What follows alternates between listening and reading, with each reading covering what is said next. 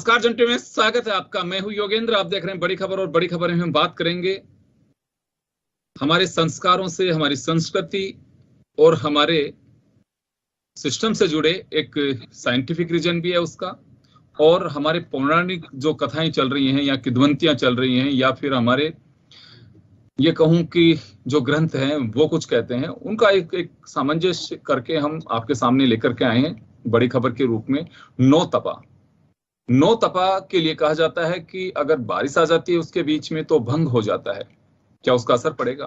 लेकिन नौ तपा को ये कहा जाता था कि पीक गर्मी रहेगी, और वो गर्मी का पीक रहता है, और जैसे ही नौ तपा कंप्लीट होता है तो फिर डाउन शुरू हो जाता है। उसके बाद मानसून का हम इंतजार करते हैं।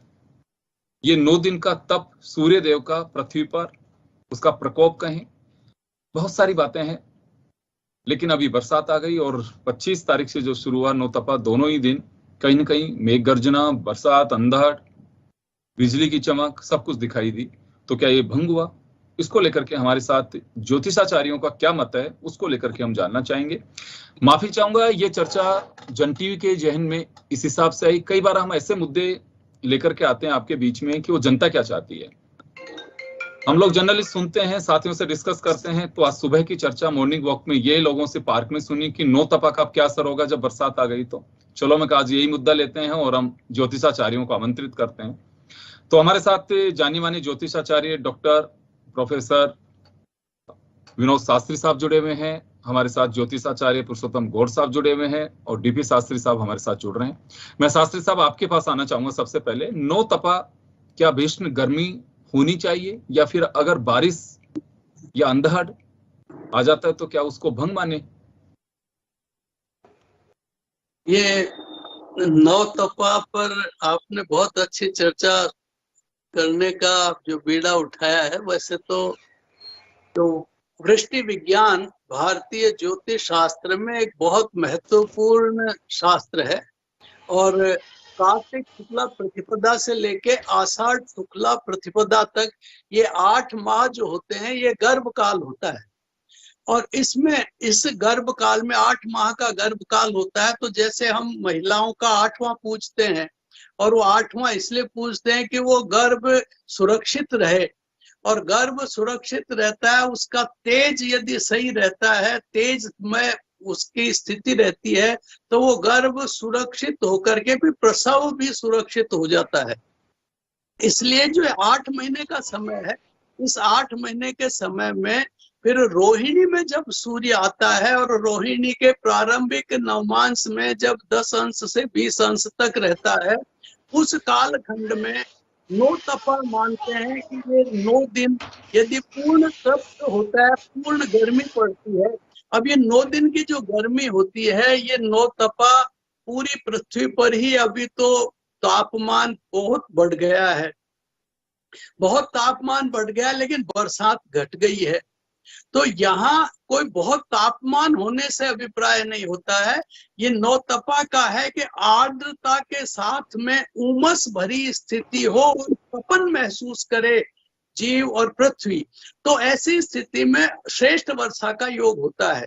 और इसी के लिए जो ये अभी रोहिणी प्रवेश काल होता है, ये महत्वपूर्ण होता है, क्योंकि ये जो वृष्टि यज्ञ होता है, संवत्सर यज्ञ होता है, संवत्सर यज्ञ का मध्यकाल होता है, उत्तरार्ध का। और इस यज्ञ में जैसे यज्ञ पूर्ण होता है, तो उसमें पूर्णाहुति जब देते हैं, तो जब तक पूरी न जल जाए तब तक उसकी सफलता की संभावनाएं कम मानते हैं। यज्ञ में भी जब हम आहुति देते हैं और वो कैसी जली, तो अग्नि में तेज अगर उस समय होगा तो वो यज्ञ सफल हो गया। इसीलिए जो ये जो नौ तपा है, ये राजस्थान का विशेष रूप से है। प्रदेश में, भारत में वैसे और जगह इसकी इतनी वो नहीं है, पर ये फलादेश पूरी दुनिया के लिए होता है कि अलग अलग क्षेत्र में इन 9 दिनों में जहां पर भी भीषण गर्मी की सी स्थितियां रहती है, लेकिन जैसे कश्मीर है, उत्तरी भारत है, वहां तो टेम्परेचर ही बहुत कम रहता है, लेकिन वहां भी उष्णता अनुपात से वहां भी गर्मी की का एहसास हो। तो अलग अलग क्षेत्र में इस कालखंड में जब बहुत गर्मी होती है तो वर्षा होती है, आगे का संवत्सर और प्रसव काल श्रेष्ठ रहता है। लेकिन यदि इस कालखंड में जैसे कि वर्षा हो जाए, अब वर्षा इसमें हो जाए, अंधड़ आ जाए, तो अलग अलग तरह के फलादेश हैं, क्योंकि ये 9 दिन जो होते हैं ये एक वृक्ष के बराबर होता है। एक दिन का एक महीने का जैसे 9 दिन है, तो 15 दिन के एक दिन बराबर 15 दिन होते हैं। जैसे आषाढ़ का कृष्ण पक्ष, शुक्ल पक्ष, फिर 2 दिन हो गए। तो इसी तरह से ये जो पूरे 9 दिन है, ये पूरे 4 महीने और 15 दिन का पूरा फलादेश देते हैं कि किस दिन कैसा रहेगा। फिर उस दिन भी प्रातःकाल यदि बारिश आ जाती है, सूर्योदय से पहले, सूर्यास्त के बाद यदि अंधड़ आता है, बारिश आती है, तो वो इसको भंग नहीं करता है। ये दिन के अंदर अगर अंधड़ आता है, तो दिन में जब अंधड़ आता है तब ये भंग होता है। यानी कि उस तप के दौरान जो तप चल रहा है, या कहूं कि सूर्य देव का जो प्रभाव है, उस पर असर नहीं आना चाहिए, क्योंकि चंद्रमा कुछ शीतलता प्रदान करता है। तो जी बिल्कुल, बहुत ही लॉजिक की बात कही, और बहुत सारे दर्शक आपको देख रहे हैं, वो जानना भी चाह रहे हैं। हम कॉलर्स को ले नहीं सकते हैं, लगातार वो फोन कर रहे हैं कि ये जानना चाहते हैं कुछ चीज। मैं गौड़ साहब के पास जाना चाहूंगा। गौड़ साहब, शास्त्री साहब ने बड़ी एक बात कही है कि 9 तपा में भी एक समय होता है कि कब बरसात आ सकती है, तो उस पे भंग होने का असर होता है, लेकिन अभी को 9 तपा पे असर नहीं कह सकते। लेकिन यहाँ मैं एक बात जरूर जानना चाहूंगा कि 9 तपा में गर्मी का तीखापन या तेवर जो है, क्या वो एक्सट्रीम पोजीशन पे वो होनी चाहिए कि जो उस सीजन की सबसे तेज या सबसे भीषण गर्मी पड़ती हो? क्योंकि ये गर्मी हम देख चुके हैं अभी 12-13 मई के आसपास। ये गर्मी का जो, ये कहूं कि रौद्र रूप जो गर्मी का था, वो हम सब लोगों ने देखा कि पारा हर जिले में 45 के पार था, जयपुर में 48 तक पहुंच गया था, बॉर्डर पे तो सोचिए। तो अभी जो है ये मुझे अभी वो पीक नहीं दिखाई दे रहा। तो 9 तपा का मतलब 9 तपा मान के चलें कि जरूरी नहीं है कि वो उससे पहले की गर्मी या बाद की गर्मी ज्यादा हो तो वो 9 तपा में। तो 9 तपा का मतलब क्या माने हम, कि सबसे तेज गर्मी होती है वो समय माने, या फिर ये कहें कि नहीं बस ये 9 दिन गर्मी का असर होता है, ज्यादा हो सकती है, कम हो सकती है, ये मायने नहीं रखती? देखिए, आपने बहुत ही लॉजिक पूर्ण बात की है। वैसे मेरे बड़े भाई शास्त्री जी, उन्होंने वैदिक ज्योतिष एक प्राचीन विज्ञान है और साइंटिफिक रीजन के साथ में बात की। ये बात सही है कि 9 तपा के दौरान सूर्य की किरणें सीधी पृथ्वी पर आती हैं, और जिसके चलते तापमान बढ़ता है, और तापमान के कारण मैदान क्षेत्रों में तो बहुत ही दबाव भी बनता है, और जो समुद्र की लहरें हैं उनको भी आकर्षित ये कर देता है। यहाँ तक कि कई जगह तो ठंडी तूफान, बारिश जैसे आसार नजर आने लगते हैं।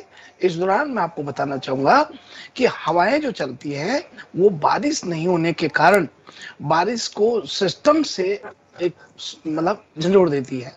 तो मेरा जो कहना है कि ये जो समय है, यहाँ आप देखें कि 9 तपा के दौरान 6 दिन गर्मी के साथ उमस रहती है, वहीं 3 दिन में अंतिम हवाएं खूब चलती हैं, कहीं कहीं मध्यम बारिश की संभावना बनती है, तो कहीं बौछारों की संभावना बनती है। फर्क ये पड़ता है कि जो अच्छी बारिश की हमको संकेत जो मिलते हैं वो, यानी मानसून जब अच्छा हम कैसे देखें, तो हमारा अभी तक यही हम लोग ज्योतिष का प्रमाण लेकर के कहते हैं कि भाई जब 9 तपा तपेगा तो आगे गर्मी अच्छी होगी। लेकिन ये बात सही है कि इस बार जो 9 तपा से पहले कुछ क्षेत्र में बारिश हो चुकी है, हो रही है, तो ऐसे में ये नहीं कि कोई संकेत खराब है। सूर्य, मंगल, बुध और शनि के समसप्तक योग होने से धरती के एक हिस्से में भारी गर्मी का एहसास हो रहा है, और 9 तपा की जो खूब तपी हुई गर्मी है, आपने देखी गर्मी कितनी भयंकर थी कि प्रचंड गर्मी जिसमें बाहर निकलना ही मुश्किल था। ऐसे में ये जो अभी आदरणीय डॉक्टर साहब ने कही कि संध्या के समय फिर रात को जो बरसात आती है, अंधड़ आता है, तो वो चीज इसमें नहीं काउंट होती। ये बिल्कुल सही बात है। मैं आपको ये कहना चाहूंगा कि 9 तपा के दौरान सूर्य की किरणें सीधे पृथ्वी पर होती हैं और इससे प्रचंड गर्मी होती है, बहुत गर्मी होती है। लेकिन मानसून की बात करें तो हमारा यहाँ 9 तपा के दिन तपे हुए हैं, इससे अच्छे संकेत बारिश के होते हैं। लेकिन एक बात और मैं बताना चाहूंगा कि देखिए, ये जो अभी आदरणीय सूर्य रोहिणी नक्षत्र में गोचर करने पर जो 9 तपा की बात कर रहे हैं, ये बिल्कुल सही बात है। कि ये जो 15 दिन होते हैं सूर्य नक्षत्र के रोहिणी नक्षत्र में, इसमें से जो 9 दिन सर्वाधिक गर्मी वाले होते हैं, और जो 9 दिन की गर्मी है आप देख रहे हैं आपकी, ये जो पहले पूर्व में नौतपा से पहले जो बरसात हुई है उससे गर्मी प्रचंड नहीं हो रही है। इसका मतलब ये नहीं कि बरसात नहीं है, बरसात तो निश्चित रूप से मानसून अच्छा रहेगा, लेकिन ये नौतपा के दौरान बरसात नहीं हुई है, बरसात पहले हो चुकी है, और साथ में आंधी अंदर आना ये तो पहले से ही हमारे ग्रह नक्षत्रों के माध्यम से हमने बोला हुआ है कि भाई इसमें आंधी भी आएगा। आपके हिसाब से माना जा सकता है कि नौतपा पे कोई असर पड़ा नहीं है? नहीं, देखिए इसमें कोई असर नहीं होने वाला। नौतपा इसका मतलब ये नहीं है कि नौतपा में बरसात आ गई तो बरसात ही नहीं होगी, ऐसा नहीं है। बरसात तो होगी, लेकिन ये दौरान तपता है, क्योंकि ये जो हम ग्रहों की स्थिति को देखते हैं और बोलते हैं कि नौतपा में ये सब क्यों होता है, क्योंकि मैंने आपको पहले ही बोला कि सूर्य की किरणें सीधी पृथ्वी पर होती है, तो पृथ्वी एकदम गर्म, बहुत जबरदस्त गर्म होती है। ऐसे में ये जो नौतपा के दौरान गर्मी का प्रचंडता देख रहे हैं, और बरसात पूर्व में हो चुकी इसलिए नहीं मिल रही है, इसका मतलब ये नहीं कि बरसात नहीं होगी। बरसात तो अच्छे मानसून की भविष्यवाणी हमारी ज्योतिष, वैदिक ज्योतिष साइंस करती है, और वो होगी, निश्चित रूप से होगी, क्योंकि ये जो बरसात का है 25 मई बुधवार को 8:16 से रोहिणी नक्षत्र में जो प्रवेश किया 8 जून तक है, हालांकि 2 जून को ही हो रहा है, लेकिन ये पूरी तरीके से आप देखना एकदम गर्म आपको नजर आएगा। आज भी खूब बरसात हुई, दोपहर में कितनी गर्मी थी, आज दोपहर में देखा आपने कितनी गर्मी थी। तो नौतपा तप रहा है। मैं तो एक संकेत देना चाहूंगा इस नौतपा के दौरान, हमारे सभी दर्शकों के लिए कहना चाहूंगा कि नौतपा में प्रचंड गर्मी से आदमी झुलस रहे हैं। इस दौरान जीव जंतु यानी पशु पक्षियों के लिए परिंदा लगाएं। इस समय आप पक्षियों के लिए परिंदा जरूर लगाएं, उनके लिए अनाज भी रखें। ये बहुत बड़ा पुण्य का काम है, क्योंकि आदमी झुलस रहे हैं, पेड़ झुलस रहे हैं, पेड़ सूख जा रहे हैं। इस समय कम से कम पशु पक्षियों के लिए, खासतौर पक्षियों के लिए पानी की व्यवस्था, परिंदों की व्यवस्था आपके चैनल के माध्यम से अभियान के तौर पे आप जी। शास्त्री साहब, आपके पास आना चाहूंगा। नौतपा का जैसे हमने कहा कि आपने एक उसका बिल्कुल एक दृष्टि से क्लियर कर दिया कि नौतपा में अगर सूर्यास्त के बाद और सूर्य उदय के पहले, यानी कि कह सकते हैं कि सूर्य देव का जो चमक या उसके तेजी जो है उसको भंग नहीं करे, तो मान के चलते हैं कि नौतपा भंग नहीं हुआ। इवनिंग में हो सकती है, मॉर्निंग में हो, रात्रि में, कभी भी हो, कोई फर्क नहीं पड़ता।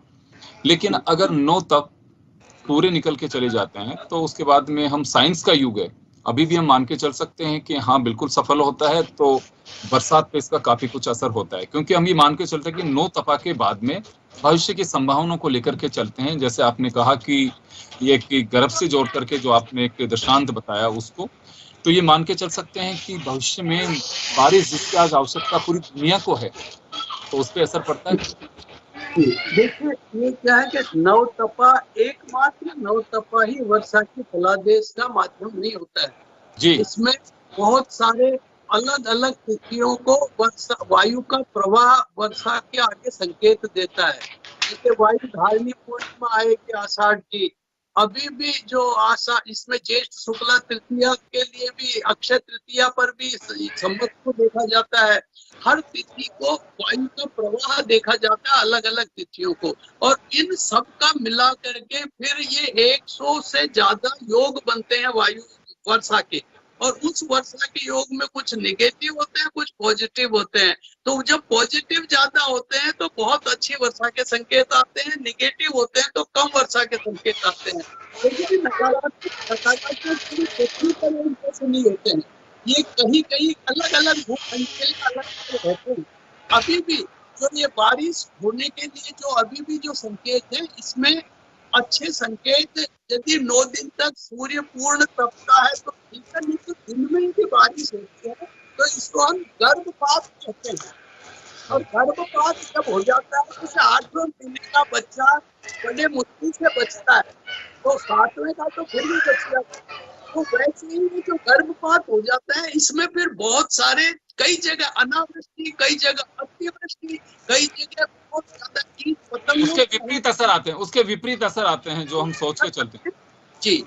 और उन असरों को भी, वो भी जो है, जैसे टिड्डी दल मान लीजिए मध्याह्न के बाद अपराह्न काल में ही खंडित होता है, तो टिड्डी दल, कीट पतंग, का फसलों में डर रहता है। कहीं का आवाज आ रही है, आवाज जी तो हमारी जो किसान है वो स्वयं ही जानता है कि हमें क्या कब बोना चाहिए। तो 9 दिन को देख करके वो तय कर देता है कि अगर बारिश कम आ रही है तो हमको बाजरा बोना है, मक्का बोनी है, ज्वार बोनी है। यदि बारिश अच्छी आ रही है तो हमें मूंगफली बोनी है, दाल दलहन बोनी है। इस तरह से किसानों की तो कुछ ही नहीं, किसान स्वयं ही होता है नो तपा के माध्यम से, और वो किसान स्वयं समझ जाता है कि आने वाली स्थितियां तो ये फसल से पहले जो नो तपा आता है संकेत रहता है कि उनको क्या करना चाहिए, और वो संकेत वर्षा